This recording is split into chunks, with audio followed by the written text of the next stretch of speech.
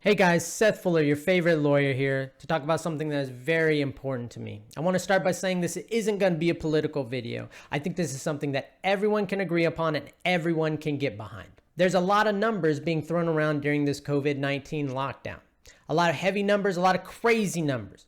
However, one number that I haven't seen paid attention to enough, haven't even really seen at all, is this number, 650,000. This isn't the number of people projected to die from COVID. This isn't the number of people who are going to get sick or be hospitalized by COVID. This number is the number of children per year, a conservative estimate of the number of children per year in the US who are abused. That's right.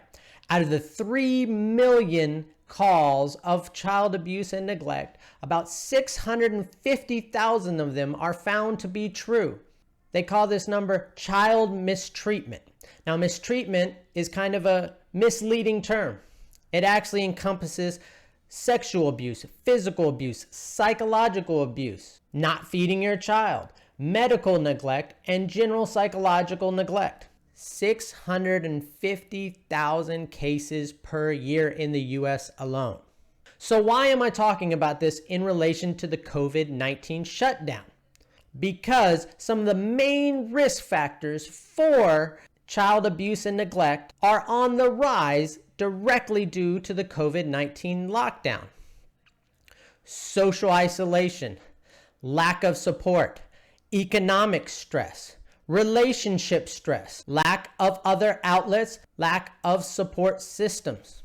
When you're locked down by yourself, you can't have access to any of these. The stresses increase, and it is reasonable to think that the abuse increases also. But if you're like me right now, you're Googling the numbers to see if abuse is indeed on the increase during this COVID-19 shutdown. Well, I can tell you they're not. They're actually going down. So why am I talking about this? Why am I even worried? Am I just getting people panicked for nothing? Here's why I'm talking about this.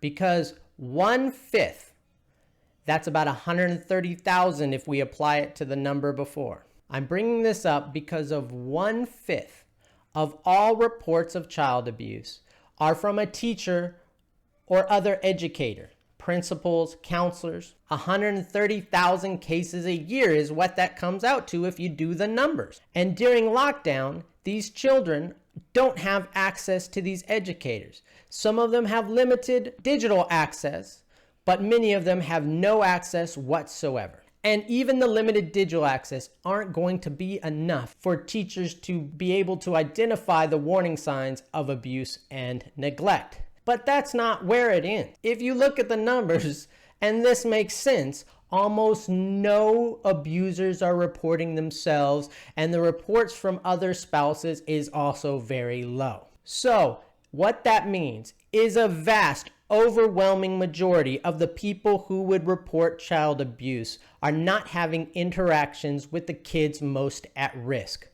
at a time when all of those risk factors are getting worse. So it is not unrealistic to think that we're having an unreported epidemic of child abuse and neglect. If you are saying that people who leave the house are responsible for getting other people sick from the COVID virus, then it is logically analogous that by forcing people into this lockdown situation where they don't have these social interactions, you are responsible for these hundreds of thousands of cases of abuse. Now, this is unfair, and I agree. It's unfair on both sides. And I'm definitely not saying that there is no cost or we should ignore the cost of the direct health catastrophe that is being caused by this virus.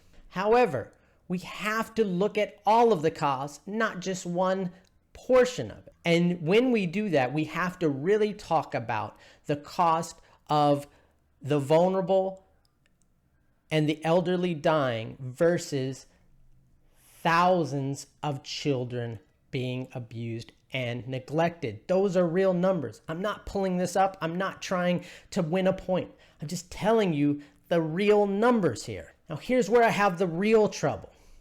Those adults who are vulnerable, those immunosuppressed, those are elderly, by and large, can choose to not expose themselves through proper quarantine methods. These children don't have the same benefits. These children are in places where they aren't safe, where they don't feel safe, and they're not able to communicate to anybody except who the abuser wants them to communicate with. They have no choice in this matter. So when I look at one versus the other, it weighs heavy on my heart that we're not even talking about this. Now, I want to make clear, since everybody's probably all worked up by this point, I'm not talking about wearing masks. I'm not talking about social distancing. I'm talking about the cost of the lockdown. And while I agree we should not compare direct economic costs to the direct suffering and loss of life, I do think we can compare suffering versus suffering. The loss of life versus the loss of innocence. Now, I don't have a solution for this. I don't know what to do. But I do know that until we start discussing it, that nothing is going to happen. And there's a good number of you out there who aren't even aware of this issue. And so that's why I'm making this. The power of social media has been evident throughout this situation, and now we can use it for good. So share this message. Get it out there. Share the awareness. Let's become aware of child abuse, the risk factors, and the situation going on right now and how they all interact. If we don't take a realistic look at this and address this now, we are going to have a real problem in a year. And beyond that, an even bigger problem.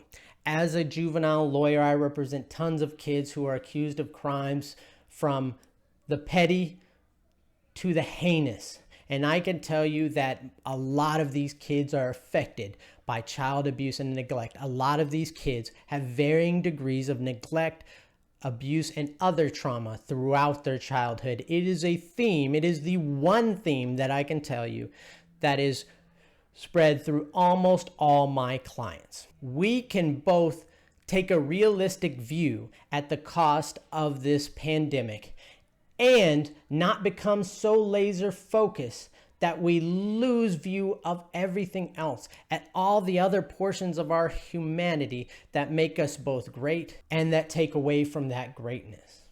And this is one of those things. And I haven't even mentioned the domestic abuse, the depression, the substance abuse, all those other societal costs that we aren't looking at.